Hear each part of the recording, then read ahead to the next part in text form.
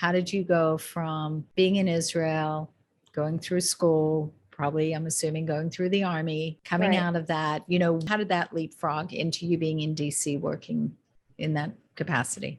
So basically in Israel, the ambassador in DC is a political appointee. So his chief of staff is a political appointee. I didn't start as a chief of staff. I started as a personal assistant for half a year, but I've been working like days and nights. I've been like memorizing like every congressman and woman and senator. And, this is a woman from Israel. Yeah. And I become someone that you couldn't live without. And then when there was an opportunity, it was after half a year, I basically made a statement. Either I'm getting the job or I'm leaving. Right. And since, I was able to build it, and it was hard to say no to. Yeah. And maybe to the audience, I was always very bold. Like I was always very brave. Yeah. And I always try to ask what I want. Good for you. And so I got the job.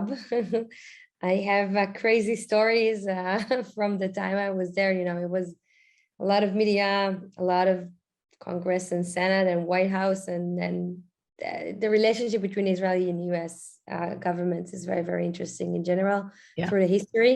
Yeah. And then, to be honest, I was always wanted to be in politics, and I always wanted to be the prime minister. But after 4 years doing it, I kind of looking at how can I really impact of what we do. Yeah. And what is the best thing that Israeli does and need to do more and more and more, not only by how does other nation looking at us, but also is changing life. If you think about technology, it's the biggest social mobilizer in the world. It's changed life. It's changed states. Yeah. And it's not only bring value to people, it's saving lives. So kind of looking at that in DC, what was the only thing that everyone agreed on was Israeli technology. And to be able to be a part of this system, and I'm not I'm not a CTO, I'm not coming from a technological background or product background. I'm a people person. So I know a lot of people. I knew a lot of investors that wanted to invest in Israel, and I wanted to choose a home I would believe in.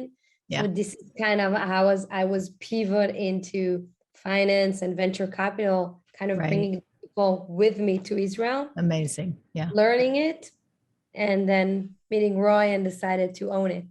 Yeah, basically. No, it's fantastic. And it feels, by the way you explain it, it feels like such a natural fit for you, where you really can make a difference, and you really are leaning into that in a meaningful way with such an extraordinary understanding of a much larger context.